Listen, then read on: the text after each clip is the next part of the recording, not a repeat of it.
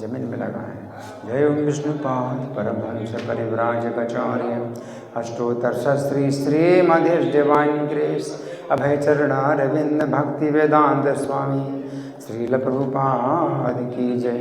नित्य लीला प्रविष्ट इस्कॉन फाउंडर आचार्य saviour of the whole world Srila Prabhupada की जय। नामाचार्य हरिदास ठाकुर की जय। प्रेम से कहो श्री कृष्ण चैतन्य प्रभु नित्यानंद श्री अद्वैत गदाधर श्रीवासादि गौर भक्त वृंद की जय। श्री श्री राधा पार्थ सारथी ललिता विशाखा गोप गोपिका श्याम कुंड राधा कुंड गिरि गोवर्धन की जय। श्री श्री गौनिताई की जय। श्री श्री सीताराम लक्ष्मण हनुमान की जय। श्री श्री लक्ष्मी नरसिंह प्रहलाद महाराज की जय। समवेत भक्त वृंद की जय। अनंत कोटि वैष्णव वृंद की जय। इस्कॉन वर्तमानाचार्य वृंद की जय। श्रील प्रभुपाद पुस्तक वितरण महामहोत्सव की जय। श्री कात्यायनी व्रत महामहोत्सव की जय। गौर प्रेमानंदी all glories to simple devotees, all glories to simple devotees, all glories to simple devotees, all glories to Shri Guru and Gauranga. हरे कृष्णा। तो आप लोग जानते हैं कि कात्यायनी व्रत ये जो महीना है मार्गशीर्ष का कात्यायनी व्रत का है। तो हम सुनेंगे इस कथा को। तो श्रीमद् भागवत के 10वें स्कंद का जो 22वां अध्याय है इसका नाम है श्री कृष्ण द्वारा अविवाहिता गोप कन्याओं का चीरहरण। इसमें श्लोक संख्या 2 मैं पाठ करूँगा, ठीक है। तो आप लोग मेरे पीछे बोलेंगे, ठीक है। मैं तोड़ तोड़ के बोलूँगा धीरे धीरे, तो आप लोग दोहरा सकते हैं। छोटे छोटे जो है टुकड़े करूँगा इस श्लोक के। आप्लुत्याम भसी कालिंद्याम, बोलिए सब लोग बोलिए, ठीक है, सरल है। आप्लुत्याम भसी कालिंद्याम जलांते चोदिते रुणे, जलांते चोदिते रुणे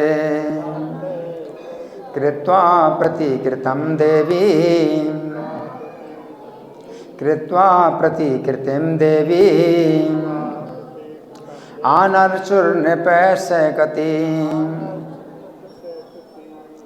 कठिन है, अच्छा धीरे और कम, मैं और छोटा करूँगा। आप्लुत्याम भसी कालिंद्याम जलांते चोदिते रुणे कृत्वा प्रतिकृतिं देवी आनर्चुर नृपैशकति गंधैर्माल्य सुरभिर्बलिभिर्धूपदीपक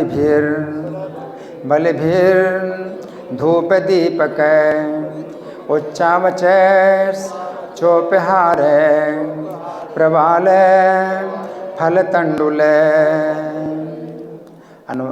शब्दार्थ मेरे पीछे बोलिए।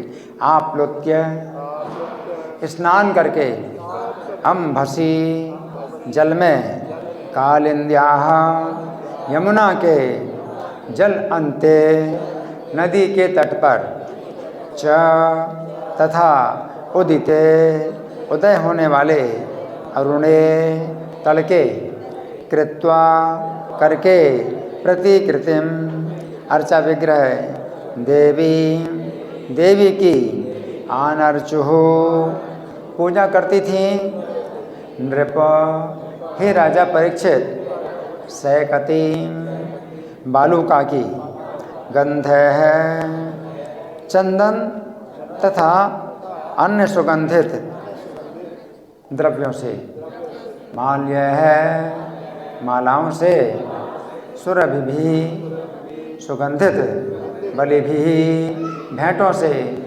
धूप दीपक धूप तथा दीपकों से, उच्च अवचय है ऐश्वर्यवान तथा सीधी सादी भी, च तथा उपहार भेंटों से, प्रवाल कोपल फल फल तंडुल तथा तंडुल से, तंडुल है चावल। तो अनुवाद मेरे पीछे बोलिए। हे राजन, सूर्योदय होते ही यमुना के जल में स्नान करके ये गोपियाँ नदी के तट पर देवी दुर्गा का बालुका का अर्चा विग्रह बनाती। तत्पश्चात ये गोपियाँ चंदन लेप जैसी सुगंधित सामग्री और महंगी और साधारण वस्तुएं जैसे दीपक, फल और तंडुल और कोपलों और सुगंधित मालाओं और अगुरु के द्वारा उनकी पूजा करती थीं। तो तात्पर्य बहुत थोड़ा है, लेकिन इस श्लोक को समझेंगे। इस श्लोक में क्या क्या है? आप्लुत्यंभसी कालिंद्या, वो जो है कालिंदी के जल में स्नान करती हैं। किस समय? उदिति अरुणे, जिस समय अरुण का उदय हुआ है। तो अरुण का उदय होता है पहले, सूर्य के उदय से पहले अरुण का उदय होता है ना।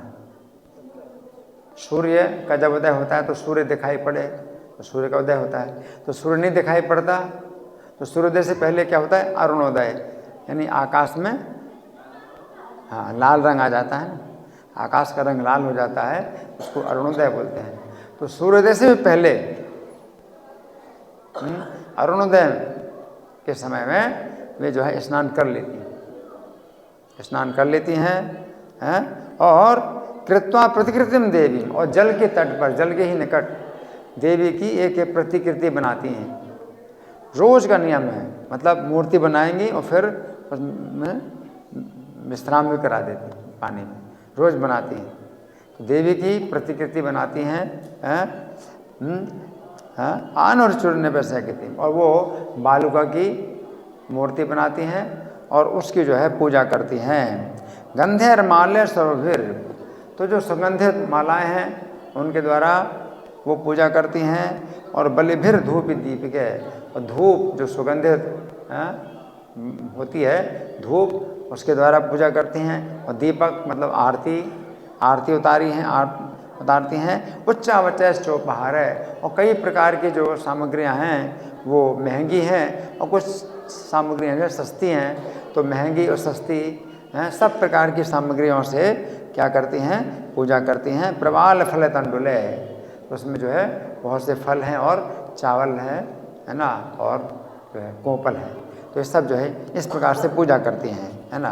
तो यहाँ पर तात्पर्य में बताया गया है बलि शब्द वस्त्र आभूषण भोजन इत्यादि भेंटों का सूचक है। बलि का मतलब है उपहार। तो यहाँ बलि का मतलब वो नहीं कि पशु की बलि चढ़ाएं। तो ये जो ब्रज कन्याएं हैं ये बहुत शुद्ध भाव की हैं, है ना। तो जो देवी को बलि चढ़ाते हैं, कोई मनुष्य की बलि चढ़ाते हैं, बहुत ही मतलब नीच लोग होते हैं, मनुष्य की बलि चढ़ाते हैं, या पशु की बलि चढ़ाते हैं, या बकरे की बलि चढ़ाते हैं, भैंसा की बलि चढ़ाते हैं। ये बड़े नीच लोग होते हैं जो देवी की इस प्रकार की पूजा करते हैं। लेकिन ये जो ब्रज कन्याएं हैं, ये जो है जो बलि उनकी है जो चढ़ाती हैं, तो क्या है? वो फल है ना, और प्रवाल है ना, और तंडुल है, चावल है, और जो शुद्ध वस्तुएं हैं इनकी बलि चढ़ाती हैं। तो यहाँ पर ये श्लोक की जो बात है ये बताई गई है।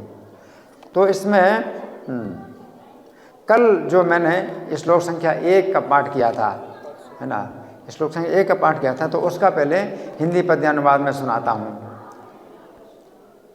सुनिए बड़े ध्यान से, हिंदी में कविता है। तत्पश्चात हे राजन हेमंत ऋतु का आगमन हुआ। तत्पश्चात हे राजन हेमंत ऋतु का आगमन हुआ। उसके पहले मास में ही देवी कात्यायनी का व्रत था। उसके पहले मास में ही देवी कात्यायनी का व्रत था। नंद के ब्रज की कुमारियाँ पूजा और व्रत करने लगीं। नंद के ब्रज की कुमारियाँ पूजा और व्रत करने लगीं। हविष्यान्न का ही केवल इस व्रत में वे भक्षण करती। हविष्यान्न बहुत पवित्र जो भोजन की सामग्री होती है, वो हविष्यान्न का ही केवल इस व्रत में वे भक्षण करती हैं। अब आज का जो श्लोक है इसका हिंदी पंद्य अनुवाद सुना। पूर्व दिशा का क्षितिज जब अरुण तनिक होने लगता, पूर्व दिशा का क्षितिज, तो क्षितिज का मतलब होता है कि जमीन और आसमान जहाँ एक हो जाएं उसको क्षितिज बोलते हैं, है ना। तो जमीन आसमान जहाँ एक हो जाते हैं वहाँ पर जो है जब आकाश थोड़ा सा लाल होने लगता, यमुना जल में स्नान का समय उनका तब होता, तब उनका यमुना जल में स्नान का समय होता, सूर्योदय से पहले। वे कुमारियाँ तट पे ही बालू की मूर्ति बना लेती, ये कुमारियाँ तट पे ही बालू की मूर्ति बना लेती, पुष्पहार चंदन नैवेद्य धूप दीप अर्पित करती, पुष्पहार चंदन नैवेद्य धूप दीप अर्पित करती, न्यूनाधिक उपहार वे भेंट सामग्री भी लाती हैं, न्यूनाधिक उपहार वे भेंट सामग्री भी लाती, अक्षत आदि से देवी की फिर पूजा वे थी करती, अक्षत आदि से देवी की फिर पूजा वे थी करती। अक्षत का मतलब वही चावल, है ना। तो इस प्रकार से वे पूजा करते हैं। और इसमें क्या करते हैं वे, वो देवी के 8 नामों से स्तुति करते हैं।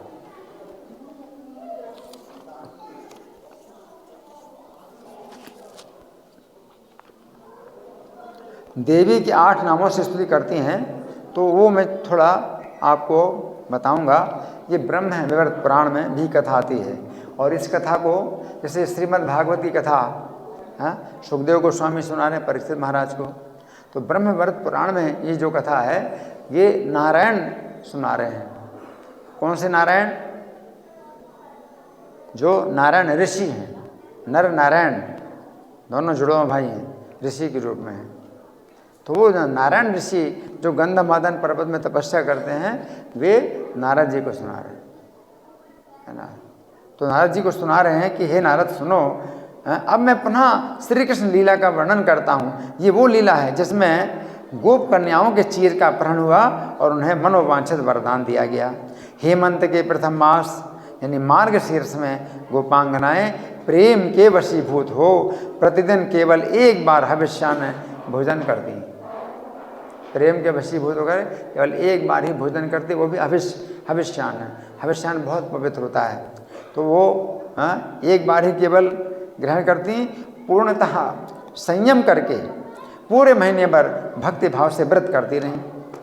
नहाकर यमुना के तट पर पार्वती की बालू का मई मूर्ति बनाती, उसमें देवी का आवाहन करके मंत्र उच्चारण पूर्वक नित्य प्रति पूजा किया करती थीं।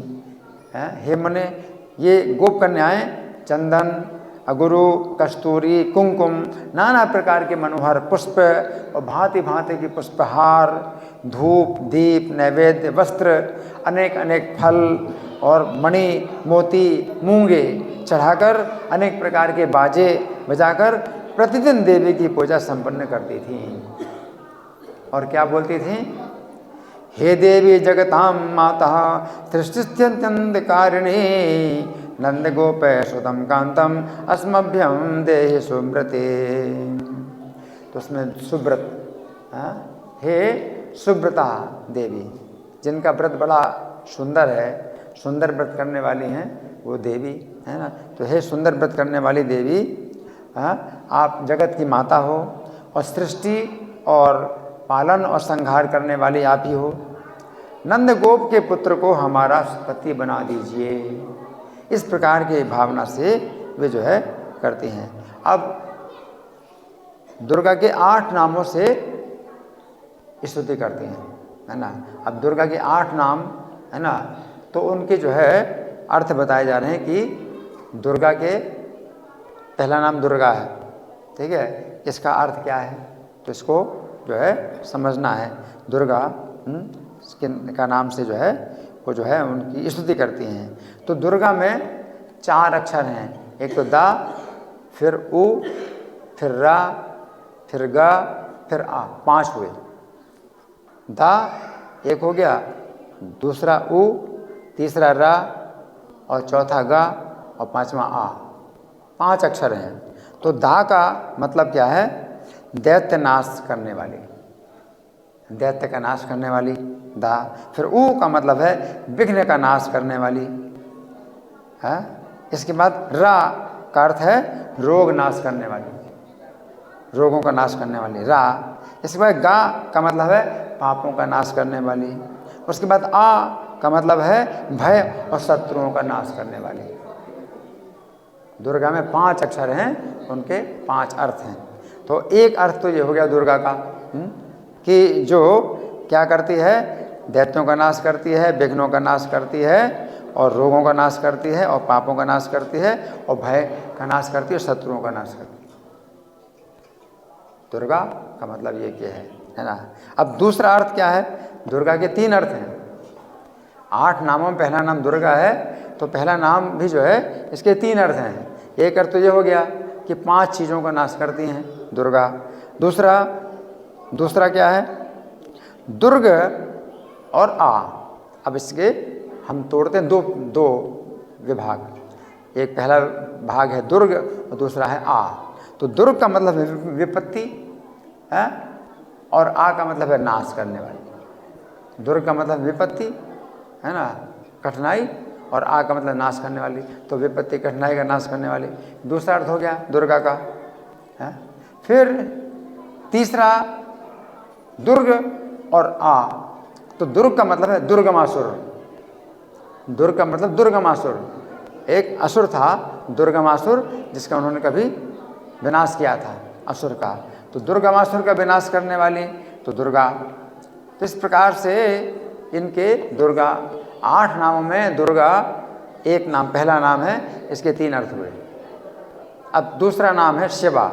क्या नाम है, शिवा। तो शिवा के 3 अर्थ हैं। इसमें जो है कितने अक्षर हैं, एक तो शा, दूसरा ई और तीसरा वा। तो तीन अक्षर हैं, शा, ई और वा। तो शा का मतलब है कल्याण है ना। फिर ई का मतलब है उत्कृष्ट वस्तुएं, उत्कृष्ट वस्तुएं। तो कल्याण देने वाली, उत्कृष्ट वस्तु देने वाली, शा ई। फिर वा का मतलब है देने वाली, जो कल्याण देने वाली है और उत्कृष्ट वस्तुएं देने वाली है। तो शिवा, पहला अर्थ ये हुआ शिवा का है ना। ये दूसरा नाम है शिवा, तो पहला अर्थ शिवा का ये हुआ। फिर दूसरा क्या है, शिव है। शिवा यानी शिव यानी कल्याण की मूर्ति है, इसलिए शिवा कहलाती है। शिव का मतलब कल्याण और शिवा का मतलब है कल्याण की मूर्ति, कल्याणकारी मूर्ति, वो शिवा कहलाती है। दूसरा अर्थ शिवा का ये हुआ है ना। फिर तीसरा अर्थ शिवा, शिव का मतलब है मोक्ष और आ का मतलब है देने वाली, तो ये मोक्ष देने वाली है शिवा। तो दूसरा नाम है शिवा, पहला नाम दुर्गा, दूसरा नाम शिवा। दुर्गा के 3 अर्थ और शिवा के भी 3 अर्थ हो गए। अब तीसरा नाम क्या है, तीसरा नाम है अभया। क्या नाम है, अभया है ना। तो अभय,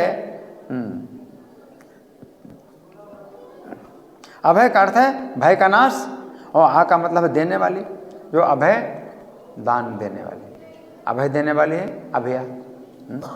ये अर्थ हुआ अभया का। तो कितने नाम हो गए, 3 नाम हो गए, दुर्गा, शिवा, अभया ना। अब चौथा नाम है माया। क्या नाम है, माया।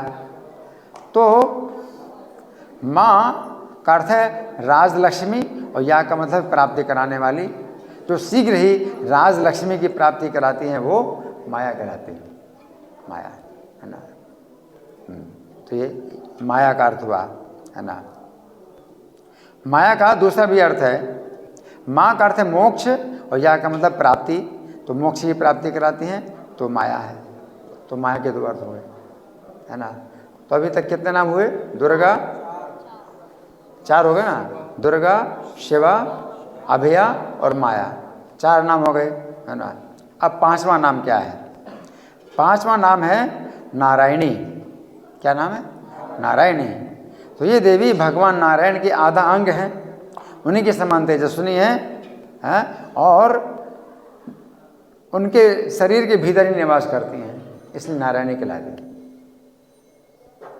भगवान नारायण का आधा अंग है हैं, उनके समान तेजस्विनी है और उन्हीं के शरीर में निवास करती हैं, इसलिए नारायणी कहलाती हैं, है ना। ये कितने नंबर हो गए, कितने नाम, 5 हो गए। नारायणी, है ना, नारायणी। अच्छा, फिर छठा नाम है सनातनी। क्या नाम है? सनातनी। तो सनातन शब्द का मतलब है नित्य, जो नित्य है और निर्गुण है। तो ये देवी सदा निर्गुणा है, नित्या है, इसे सनातनी कहलाती हैं। कितने हो गए? 6 हो गए, 6 नाम हो गए सनातनी, है ना। अब 7वां है जया। क्या नाम है? जया है। तो जय शब्द का अर्थ है कल्याण और आ का मतलब देने वाली, जो देवी सदा कल्याण देती हैं, तो जया कहलाती हैं, है ना। जय आकर जया, है ना। तो कितने हो गए? 7 हो गए। अब 8वां नाम है सर्वमंगला। क्या नाम है? सर्वमंगला। तो सर्वमंगल शब्द है संपूर्ण ऐश्वर्य, संपूर्ण ऐश्वर्य। सर्वमंगल का अर्थ है सर्व, मंगल का अर्थ है संपूर्ण ऐश्वर्य और आ का मतलब देने वाली। तो ये देवी संपूर्ण ऐश्वर्य को देने वाली हैं, इसलिए ये सर्वमंगला कही गई हैं, है ना। तो इस प्रकार से 8 नामों के द्वारा देवी की स्तुति करते हैं। तो रोज इनका जो है इस प्रकार का नियम है ना। लेकिन बस समझने वाली बात यही है कि ये जो व्रत की कन्याएँ हैं, ये देवी की जो पूजा करती हैं, तो इसमें वो कारण नहीं है कि देवी को प्रसन्न करना ही एकमात्र कार्य है और देवी से कुछ भौतिक वरदान चाहिए। देवी से कोई भौतिक वरदान नहीं चाहिए, है ना। एक तो ब्रजवासी थे, इंद्र की पूजा करते थे, इंद्र की पूजा करते थे, तो वो भी इंद्र के भक्त नहीं थे, इंद्र की पूजा करते थे और इस भाव से करते थे कि पूजा करना चाहिए, इसलिए पूजा कर रहे हैं, कोई भौतिक कामना नहीं है। तो वो तो सात्विक पूजा है। किसी देवता की अगर पूजा कोई करे, है ना, और केवल पूजा करना चाहिए इसलिए पूजा कर रहे हैं, है ना, यष्टव्य में वेतमना समाधाय सात्विका अफलाकांक्षी फिर युक्त है विधि दृष्टो यजते। बिना फल की आकांक्षा के और जो विधि पूर्वक जो पूजा की जाए, किसी देवता की पूजा की जाए, है ना, अफलाकांक्षी फिर युक्त है, तो अफलाकांक्षी फिर युक्त है सात्विकम फलम, सात्विकम तद्यज्ञम विधि सात्विकम। तो वो जो है यज्ञ सात्विक कहलाता है, या पूजा, वो पूजा सात्विक कहलाती है, बिना फल की आकांक्षा के, और पूजा करना चाहिए इसलिए पूजा करते हैं। तो नंद महाराज और जितने गोप थे वो इंद्र की पूजा करते थे, तो इस भावना से करते थे कि पूजा करना चाहिए, इसलिए हम लोग पूजा करते हैं। इंद्र से उनको कोई भौतिक जो है कामना नहीं है, करते थे, तो सात्विक पूजा थी, उसमें कोई बंधन नहीं है ना। लेकिन कृष्ण ने इंद्र की पूजा बंद करवाई, कृष्ण इंद्र की पूजा बंद करवाई। इसका कारण क्या था? इंद्र को जो है ये घमंड हो गया कि मेरी पूजा हो रही है ना। तो भगवान जो है इंद्र के इस घमंड को जो है सहन नहीं कर पाए, क्योंकि अभिमान से भगवान को बड़ा नफरत। ईश्वर से अभिमान दृष्टत्वात्, इंद्र को अभिमान हो रहा है कि ब्रजवासी मेरी पूजा कर रहे हैं, और मैं स्वतंत्र हूँ, मुझे पूजा। जबकि देवताओं की पूजा जो होती है वो इस प्रकार से होती है कि जैसे आप जो है सरकारी अधिकारी को आप जो है कर देते हैं, टैक्स देते हैं, तो वो सरकार को देता है और वो अपनी जेब में रखे, टैक्स जो इकट्ठा करता है प्रजा से अपनी जेब में रखे, तो सरकारी नज़रों में चोर है। उसी प्रकार से इंद्र क्या है कि वो पूजा जो है अपनी वो मान रहे हैं, तो कृष्ण की नज़रों में वो चोर, इसलिए इंद्र की पूजा बंद करवाई। लेकिन भगवान ने सीधे नहीं बोला कि इंद्र की पूजा बंद करो, नहीं, दूसरे कारण बता दिए। इंद्र की पूजा की जरूरत ही नहीं, इंद्र वर्षा के देवता हैं, तो वर्षा वैसे भी होती है, हमेशा होती है। तो जो पूजा नहीं करते हैं तो क्या वर्षा नहीं होती? हर जगह वर्षा होती है, इंद्र की पूजा करने की जरूरत नहीं। भगवान ने कारण नहीं बताया कि इंद्र को अभिमान हो रहा है और वो पूजा मुझे नहीं दे रहा।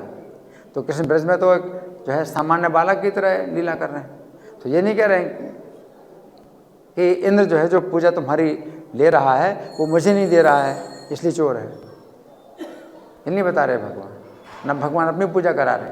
क्या गिरिराज की पूजा करो, है? तो गिरिराज की पूजा करो, यही मुझे मतलब अच्छा लगता है कि आप गिरिराज की पूजा करो। तो गिरिराज की पूजा कराई भगवान ने। और जो गिरिराज हैं वो भगवान के सबसे बड़े भक्त हैं। तो गिरिराज की जो पूजा हो रही है वो कृष्ण को वो दे रहे हैं पूजा। और कृष्ण स्वयं गिरिराज जैसा बड़ा रूप धारण करके कहते हैं मैं ही गिरिराज हूँ, और सब खाते हैं, जितना भोजन की सामग्री सब कुछ खाते हैं। तो नंद आदि जो गोप लोग हैं वो इंद्र की पूजा करते थे, तो बिना किसी फल की कामना के करते थे, है ना। वो भौतिक मतलब कामना नहीं है, तो वो सात्विक। लेकिन इनकी पूजा और ऊपर है। ये ब्रज कन्याओं की पूजा जो देवी की कर रही हैं और ऊपर, इससे भी ऊपर है, इससे भी ऊपर है। क्या है? ये कृष्ण को पति रूप में पाना चाहती हैं, तो ये और ऊपर है। नंद आदि गोप तो इंद्र से कुछ नहीं पाना चाहते हैं, पूजा कर रहे हैं, तो ये भी बहुत मतलब शुद्ध है, इसमें कोई बंधन नहीं है, इसमें कोई बंधन नहीं है, ये भी शुद्धिकरण करेंगे। लेकिन जो ब्रज की कन्याएं हैं वो कृष्ण देवी से कृष्ण को पति रूप में पाना चाहती हैं, वो और ज़्यादा ऊपर है, उनकी कामना है। वो कामना कैसी है? आध्यात्मिक कामना। ब्रजवासी कोई कामना नहीं करे इंद्र की पूजा में, ना तो भौतिक कामना करे ना आध्यात्मिक कामना कर रहे हैं, तो अच्छा है, अच्छा है। लेकिन जो ब्रज कन्याएं हैं ये आध्यात्मिक कामना कर रही हैं, तो और अच्छी है उनकी पूजा, और ज़्यादा अच्छी है ना। तो ये जो भाव है ये बहुत पवित्र है,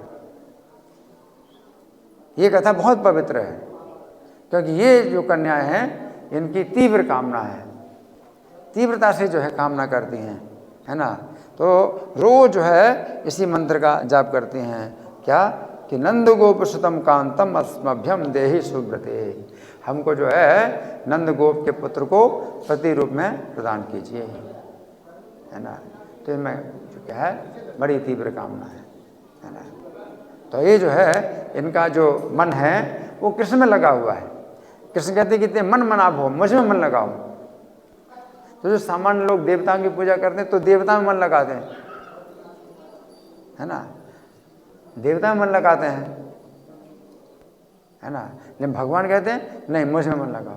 अगर देवता की भी पूजा करते हो तो भी मन कहाँ होना चाहिए? कृष्ण में होना चाहिए। तो ये जो ब्रज की कन्याएं हैं वो देवी से अपना कोई संबंध नहीं बना रहे हैं, कृष्ण से अपना संबंध बना रहे हैं। देवी से तो केवल मांग रहे हैं कि हमें दीजिए आप, और उतनी ही पूजा कर रहे हैं जितने में कृष्ण की प्राप्ति हो जाए। वो कुछ पूजा का कुछ और मतलब नहीं कि पूजा करती रहें, है ना। जैसे दुकानदार के पास आप जाते हैं, कोई चीज़ सामान खरीदना है, तो दुकानदार से आपका कोई संबंध नहीं होता, दुकानदार से आपका कोई संबंध नहीं होता।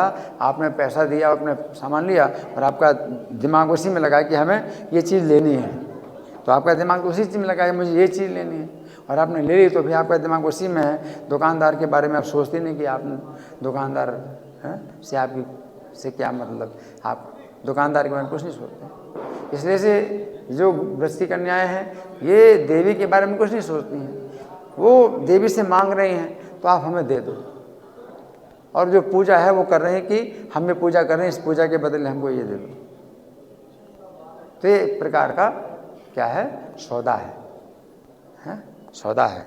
जो ग्राहक होता है दुकानदार के पास जाता है तो वो कुछ सामग्री देता है, भाई ये मुझे इतना 5 किलो चावल दे दो, है ना। तो दिमाग उसका उसी में लगा, भाई 5 किलो चावल बढ़िया क्वालिटी का हमें मिल जाए, और मिल जाए तो फिर उसी में वो संतुष्ट हो जाता है। वो दुकानदार के बारे में थोड़ी नहीं सोचता कि दुकानदार ने दिया, दुकानदार ने दिया तो वो नहीं सोचता दुकानदार ने दिया, उसने पैसा दिया, दुकानदार ने दिया, तो दुकानदार के बारे में कुछ नहीं सोचता।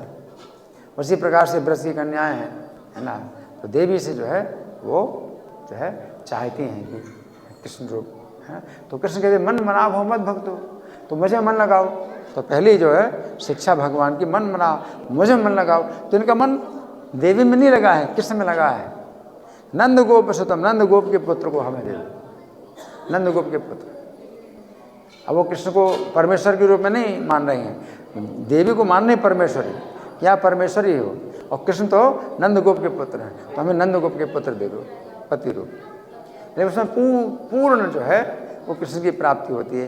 तो ये नहीं कि भाई नंदगोप के पुत्र मान रहे हैं कृष्ण को हैं और परमेश्वर नहीं मान रहे हैं, तो फिर कुछ कमी होगी इसमें। कोई कमी नहीं है। नंदगोप के पुत्र हैं तो नंदगोप के पुत्र रूप में भी और ज़्यादा प्रसन्न होते हैं। कोई उनको नंद नंदन कहे तो वो ज़्यादा प्रसन्न होते हैं। हालांकि परमेश्वर हैं, अनंत ब्रह्मांडों के परमेश्वर हैं, लेकिन नंद के पुत्र हैं तो नंद के पुत्र कहने में वो और ज़्यादा प्रसन्न होते हैं। तो कोई ऐसी चीज़ नहीं है कि भाई उनको परमेश्वर मानना है तभी उनसे प्रेम होगा, बल्कि ज़्यादा प्रेम होता है नंदगोप के पुत्र मानने में, तो नंदगोप के पुत्र ही मानो। परमेश्वर मानने में आपको उतना प्रेम नहीं होगा, और नंदगोप के पुत्र मानने में ज़्यादा प्रेम होता तो नंदगोप का पुत्र ही मानो। तो जो गोपियाँ हैं नंदगोप के पुत्र हमें जो है पति रूप में दे दो।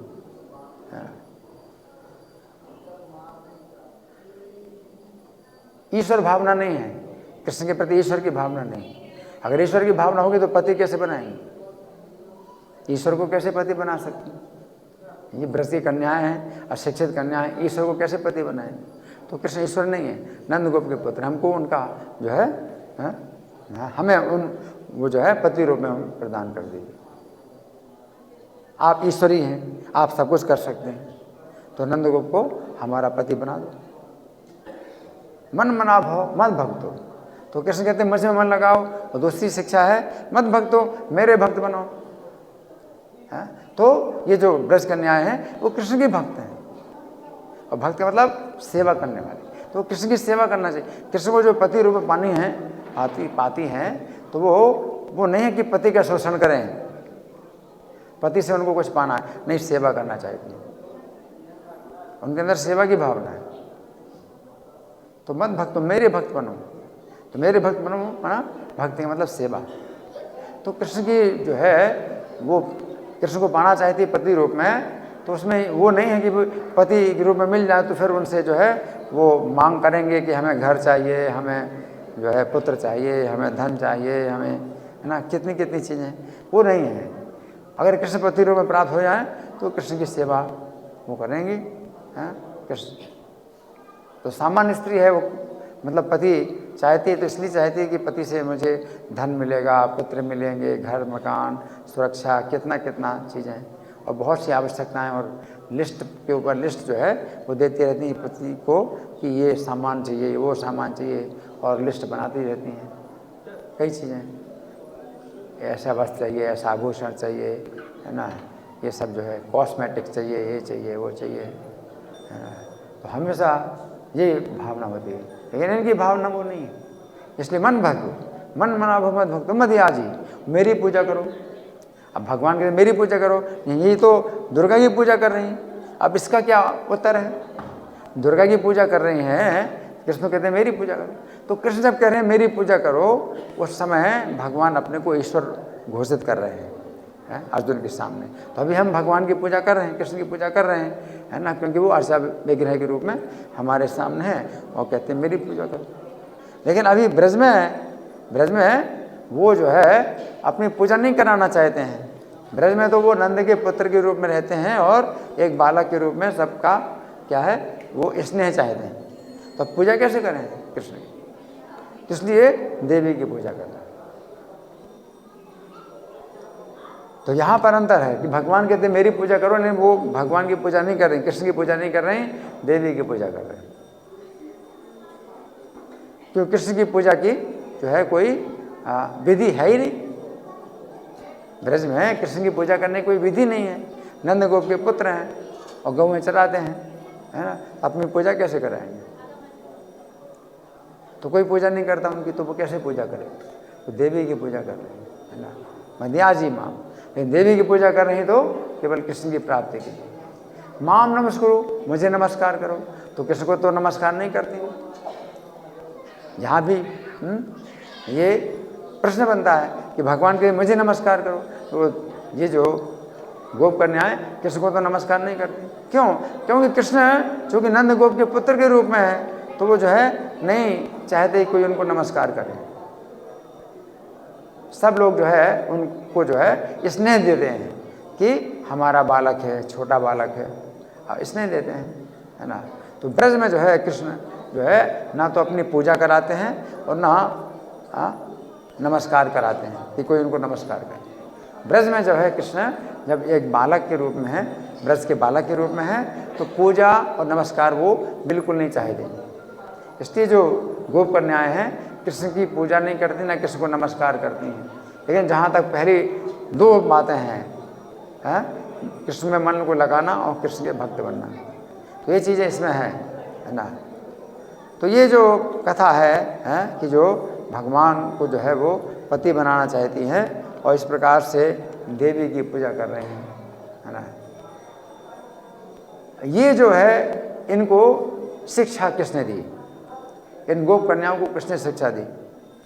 तो गोपाल चंपू में वर्णन आता है कि ये जो गोप कन्याएं हैं तो ये जो है कृष्ण के प्रति उनका जो है वो पति भाव, कृष्ण को देख करके उनको पति भाव जो है आया, है ना। और वे जो है अपने मन की बात किसी को बता नहीं सकती। ये तो लज्जा की बात है, अपने मन की बात किसको बताएं? अपने मन की बात किसी को नहीं बताती, लेकिन भ्रमण करती रहती हैं, हर जगह भ्रमण करती रहती हैं कि कैसे उनकी कामना पूरी होगी। और भ्रमण करते करते सब एक साथ मिल गई और एक दूसरे साथ मिल गई तो फिर अपने मुंह की बात जो है एक दूसरे को उगल दी। अपने जैसे जब मिल जाते हैं तो अपने मन की बात बताई जाती है, तो सब मिल करके जो है अपने मन की बात जो है बताई और जो है सब मिल करके बहुत शोक करने लगे, बहुत रुदन करने लगे, शोक करने लगे। अब वहाँ और कोई सुनने वाला है नहीं, वही जो है रो रही हैं और वही सुन रही हैं एक दूसरे का रोना। तो उसमें जो वृंदा देवी हैं, ब्रज की जो है जो अधिष्ठात्री वृंदा देवी हैं, वो एक तपस्विनी के बेश में आई, एक तपस्विनी के बेश में आई और वो जो है इन गोप कन्याओं को आश्वासन देने लगी है कि तुम्हारी जो है जो मनोकामना है उसको जो है मैं समझती हूँ और मैं तुम्हें एक मंत्र बताती हूँ, इस मंत्र का जो है जाप करो और तुम्हें कुछ महीने भर, 1 महीने के लिए तुम्हें कुछ कार्य करना होगा जिसमें कि लगेगा कि बहुत परिश्रम है, लेकिन परिश्रम कुछ नहीं होगा और 1 महीने में तुम्हारा जो है जो मनोरथ है वो सफल हो जाएगा। 1 महीने में तुम्हारा मनोरथ सफल हो जाएगा, है ना। तो वो जो है मंत्र बताते हैं, कात्यायनी महामाये महायोगिन्यधीश्वरी नंद गोपसुतम देवी पतिम में कुरुते नमः। तो ये मंत्र जो है उन्होंने प्रदान किया है और इस मंत्र का जाप करना है ना। और फिर बताया कि कैसे जो है वो जो है देवी की जो है मूर्ति बनानी है ना। और पूजा की विधि बिल्कुल सरल है, दीपक है तो अपने घर में दीपक होता ही है, पंचदीप है तो यहाँ भी पंचदीप होता है ना। तो 5 बत्ती जो है उसमें जलाना है और आरती करना है ना। और अपने घर में जो है कोई भी पूजा की सामग्री वही ला करके जो है अर्पित करो, देवी की पूजा करो, है ना। इसी मंत्र का जाप करो, है ना। और भोजन जो है भविष्य का भोजन करो, है ना। तो इस प्रकार से ये जो गोप कन्याएं हैं तो ये जो है कृष्ण का जो है कृष्ण का जो है स्मरण करते हैं कृष्ण के प्रति। और कृष्ण जो है चूँकि अंतर्यामी है, भगवान अंतर्यामी है, तो भगवान जो है इनकी पूजा से प्रसन्न हो रहे हैं। अब देखो जहाँ तक इंद्र की पूजा है, इंद्र की पूजा भगवान ने पसंद नहीं की कि ब्रजवासी लोग इंद्र की पूजा कर रहे हैं, इंद्र की पूजा पसंद नहीं की भगवान ने, इंद्र की पूजा बंद कराई। इनकी पूजा से भगवान बहुत प्रसन्न हुए। तो ये बात समझने की, देवी की पूजा जो कर रहे हैं ये ब्रज कन्याएं, तो भगवान इनकी पूजा से प्रसन्न हो रहे हैं। क्यों प्रसन्न हो रहे हैं? क्योंकि जो देवी हैं वो मतलब भगवान में ही मन लगाने वाली हैं। वो जो है देवी जो है नहीं सोच रही हैं कि ये मेरी पूजा कर रही हैं। ये जो देवी हैं कात्यायनी देवी हैं, दुर्गा है, तो ये कृष्ण की जो है शुद्ध भक्त हैं और वो इसी माँ से संतुष्ट हैं कि ये ब्रज कन्याएं कृष्ण को प्राप्त करना चाहती हैं। तो ये माया भगवान की जो माया, जो दुर्गा देवी है, जो भगवान की माया शक्ति है, ये भी प्रसन्न होती है कृष्ण की भक्ति से। अगर आप माया देवी से भी अगर आप प्रार्थना करें कि मुझे कृष्ण की भक्ति प्रदान करो तो वो बहुत प्रसन्न होती है। नहीं, जब आप माया की पूजा करते हो, माया या दुर्गा की पूजा करते हैं भौतिक कामनाओं से, तो वो जो है भौतिक कामनाएं जरूर देगी, ये साथ साथ बंधन भी देगी, क्योंकि अंदर से प्रसन्न नहीं होती। दुर्गा जो है अंदर से प्रसन्न नहीं होती है ना। तो आप दुर्गा की पूजा करते हो भौतिक कामनाओं के द्वारा, तो अंदर से जो है वो प्रसन्न नहीं होती, लेकिन ऊपर से वो दिखाती है, बोलो क्या चाहिए। तो आपकी जो इच्छा है वो इच्छा पूरी कर देगी, लेकिन आपको जो है बंधन से नहीं छुड़ाएगी, बंधन से नहीं छुड़ाएगी ना। तो ये जो दुर्गा देवी है वो ये ऐसी नहीं है इंद्र की तरह। ब्रजवासी इंद्र की पूजा कर रहे हैं तो इंद्र सोच रहा है कि मेरी पूजा हो रही और भगवान को बिल्कुल पसंद नहीं, तो कुछ ना कुछ कारण बना करके इंद्र की पूजा बंद करा दी। इंद्र की पूजा से जो है कुछ फायदा नहीं है, इंद्र की पूजा की कोई ज़रूरत नहीं है ना। लेकिन जो कात्यायनी की पूजा है, देवी की पूजा है, इसमें जो है भगवान बहुत प्रसन्न हो रहे हैं, बहुत प्रसन्न हो रहे हैं, क्योंकि इनका भाव बहुत ऊपर है। ब्रज कन्याओं का भाव बहुत ऊपर है, बहुत शुद्ध है भाव। भौतिक कामना तो बिल्कुल है ही नहीं, और आध्यात्मिक कामना भी जो है क्या है, बहुत ऊंचे धरातल में है ना। वो पति रूप में पाना चाहती हैं तो वो भाव है ही नहीं बिल्कुल कि उनको जो है उनसे सुख लेना है, बल्कि सुख देना चाहिए। तो कृष्ण के सुख में ही जो है वो सुख मानती है अपना, कृष्ण की सेवा में ही अपना सुख मानती है। तो कृष्ण की जो है प्राप्ति ये बहुत ऊंचा धरातल है। भौतिक संसार में जो स्त्री पुरुष का आकर्षण है, इसमें स्त्री जो है पुरुष को भोगना चाहती है और पुरुष स्त्री को भोगना चाहते हैं, और जहाँ अपने सुख में कुछ बाधा आती है तो बिल्कुल तलाक हो जाता है। आजकल जो ऐसे प्रेम विवाह होते हैं, तो प्रेम विवाह ऐसी इंद्रिय तृप्ति पर आधारित होते हैं, उसको बोलते हैं प्रेम विवाह। लेकिन प्रेम तो है ही नहीं उसमें, वो तो काम वासना है। प्रेम का तो केवल नाम है, लेकिन प्रेम विवाह है, लव मैरिज बोलते हैं, लव या प्रेम तो है ही नहीं इसमें। उसमें तो केवल इंद्रिय तृप्ति कामना है, और अपनी इंद्रिय तृप्ति के लिए जो है लड़का लड़की को चाहता है, लड़की जो है अपनी इंद्रिय तृप्ति के लड़का को चाहती है। और जहाँ लड़की को इंद्रिय तृप्ति में बाधा होती है तो लड़की जो है ऐसे अपना मुंह कर लेती है ना, लड़के को छोड़ देती है। और लड़के को जो है अगर लड़की से इंद्रिय तृप्ति में कोई बाधा होती है तो वो ऐसे मुंह फेर लेता है, लड़की को छोड़ देती है। तो एक काम वासना में और प्रेम में दिन रात का अंतर है। कितना अंतर है? दिन रात का अंतर है। रात्रि का अंधकार है और दिन का प्रकाश, कितना अंतर है। तो ब्रज कन्याओं का जो प्रेम है कृष्ण के प्रति, वो ऐसा प्रेम है कि वे जो है कृष्ण के जो है चरणों में रहें और उनकी वह सेवा करें। और इसी कारण से इतनी जो है देवियाँ एक साथ पूजा कर रही हैं, एक साथ पूजा कर रही हैं। सब कृष्ण को अपना पति मानना चाहती हैं। अगर शोषण की भावना होती कि कृष्ण से शोषण करना है, तो एक स्त्री है अपने पति को देखती दूसरी स्त्री से तो वो जो है कुपित हो जाती है ना। यहाँ पर एक दूसरे के प्रति और प्रेम और सौहार्द बढ़ता जा रहा है। क्यों? क्योंकि सब कृष्ण की सेवा करना चाहते हैं, कृष्ण को प्रसन्न करना चाहते हैं। तो कृष्ण को केंद्र बनाया हुआ है।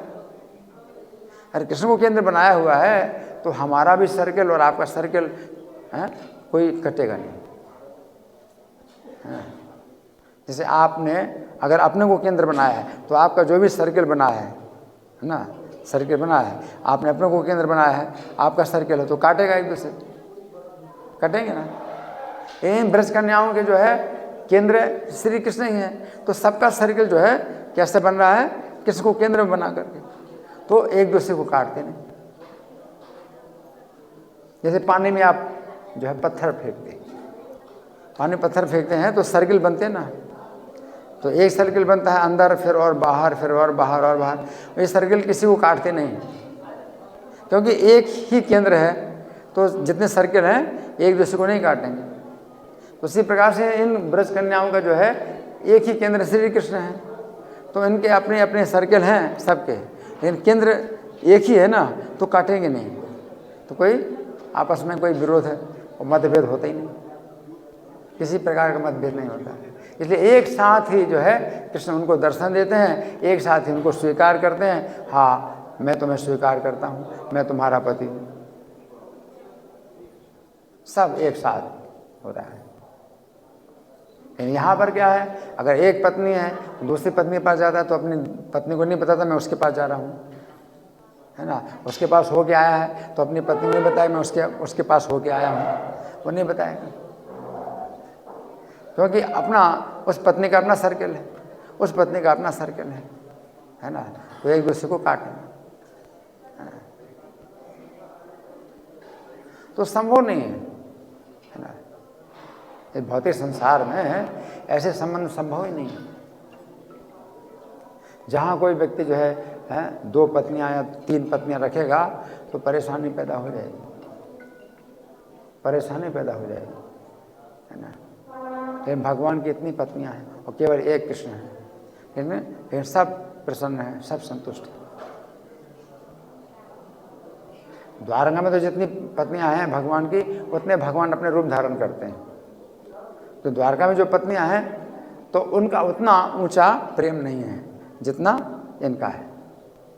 इनके तो एक ही कृष्ण है सर्किल में, वहाँ द्वारका की पत्नियां हैं तो उनके अपने अपने कुछ सर्किल हैं, लेकिन भगवान क्या करते हैं, सबको संतुष्ट करने उतने रूप धारण करना पड़ता है। तो भगवान को जो है उतने रूप धारण करते हैं सबको संतुष्ट करने के लिए, उनके अपने अपने सर्किल, तो वो तो कोई कर नहीं सकता, इसलिए भगवान की नकल नहीं करना। भगवान ने विवाह किए 16,108, तो उतने जो है उन्होंने रूप धारण करके सबके साथ, मतलब वो एक साथ हैं और कोई फिर जो है सभी संतुष्ट हैं, वो सब कहते हैं मेरे पास ही हैं। वो कहते हैं नारद जी जो है उनमें झगड़ा कराना चाहते हैं नारद जी झगड़ा कराने के लिए गए हैं, तो एक दूसरी पत्नी को कहते हैं कि कृष्ण जो है सत्यभामा के पास हैं और आप यहाँ पर क्या कर रहे हो, कृष्ण तो सत्यभामा के पास है। वो जामवती से नारद जी ने कहा कि माता जामवती तुमको पता नहीं कृष्ण तो सत्यभामा के पास है। तो जामवती कहते हैं कि नारद जी आप कैसी बात करते हो, मेरे घर में अभी जो है स्नान कर रहे हो, वो तो मेरे घर में स्नान कर रहे हैं। फिर वो दूसरी और तीसरी पत्नी के पास गए, कृष्ण तो वहाँ पर हैं। कहते हैं आप क्या बात करते हो, मेरे यहाँ बच्चों को खिला रहे हैं कृष्ण, तो मेरे घर मेरे बच्चों को खिला रहे हैं। तो हर पत्नी के पास है भगवान। तो अगर किसी स्त्री का अपना सर्कल है तो भी भगवान को जो है पति बनाती है, तो भगवान उसके भी जो है इस प्रकार से पति बनते हैं कि हर पत्नी संतुष्ट हो। अभी श्रीमद् भागवत में कथा चल रही है राजा चित्रकेतु की। तो राजा चित्रकेतु की 1 करोड़ रानियाँ हैं, 1 करोड़ रानियाँ हैं, है ना। अब जो है परेशान है, कोई पुत्र नहीं हुआ, तो एक पुत्र प्राप्त होता है, तो सबसे बड़ी रानी कृतद्युति को पुत्र हो गया। अब राजा जो है, राजा के पास तो उतनी शक्ति नहीं किसने जैसे कि हर पत्नी के पास जाएं, तो राजा जो है वो रानी कृतद्युति की ही मतलब हमेशा स्नेह करते हैं और बच्चे से स्नेह करते हैं। तो जितनी रानियां हैं, जितनी स्त्रियां हैं, वो फिर जो है अपने के लिए शोक करने लगी कि जिस स्त्री को पुत्र है तो उसका ही जो है मतलब मान सम्मान हो रहा है, और जो उनको पुत्र नहीं है तो वो तो दासी जैसी जो है वो जो है अपमानित होती हैं। अब हम तो जो है रानियां नहीं हैं, हम रानियां तो नाम के हैं, लेकिन हम तो दासी की तरह अपमानित हो रही हैं, हमारा तो तिरस्कार हो रहा है दासी की तरह। तो सब जो है शोक कर रहे हैं। और फिर क्या हुआ कि उनके शोक का कारण क्या था कि जिस रानी को पुत्र हुआ है तो उस पुत्र ही के कारण जो है राजा उस रानी से प्रेम करते हैं, तो पुत्र को ही मार दिया। तो सब ने मिलकर के पुत्र को ही जहर दे दिया। तो क्या मतलब हुआ, मतलब भौतिक संसार में जो है कृष्ण ही है एकमात्र है जो दोनों तरह से मतलब भोग कर सकते हैं, दोनों प्रकार से।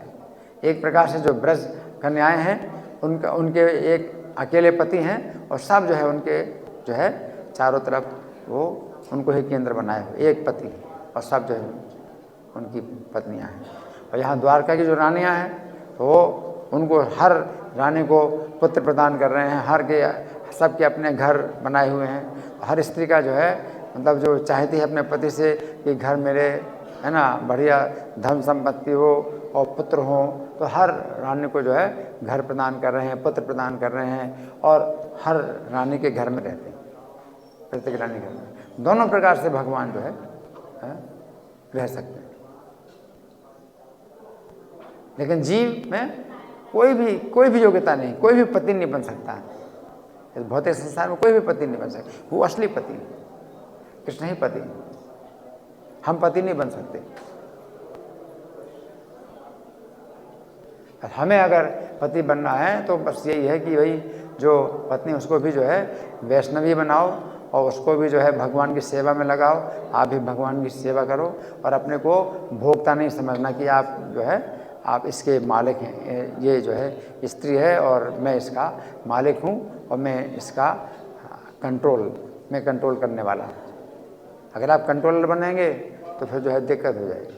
उसका अपना सर्कल है, आपका अपना सर्कल है, तो क्या होगा, कटेगा।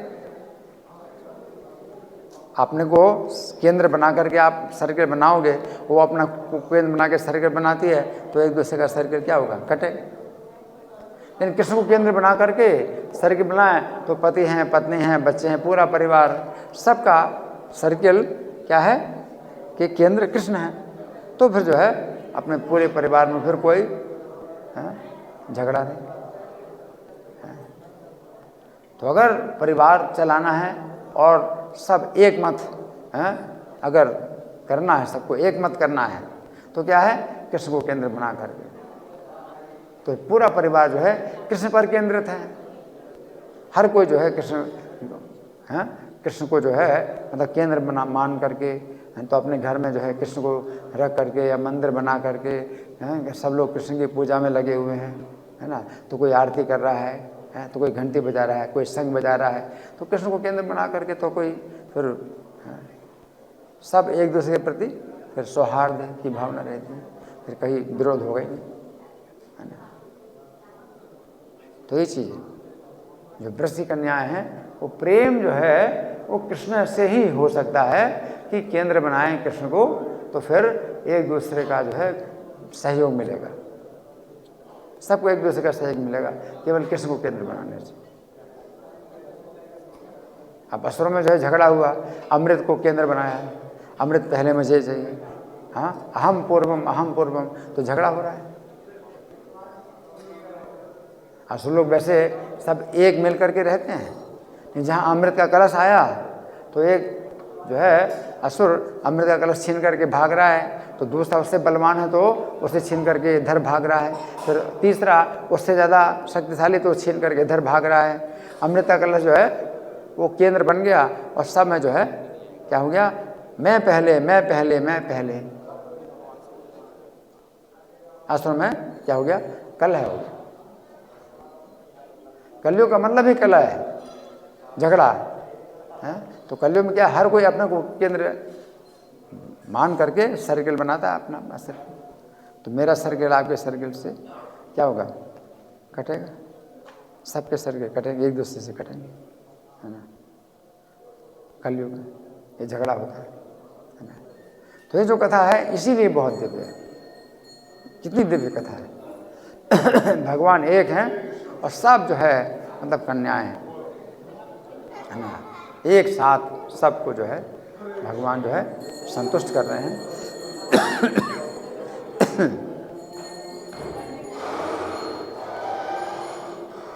कृष्ण को ही पति मान करके हैं, एकमात्र भोक्ता कृष्ण है और हम सब उनके क्या हैं, भोग्या हैं, हम सब उनकी दासियां हैं।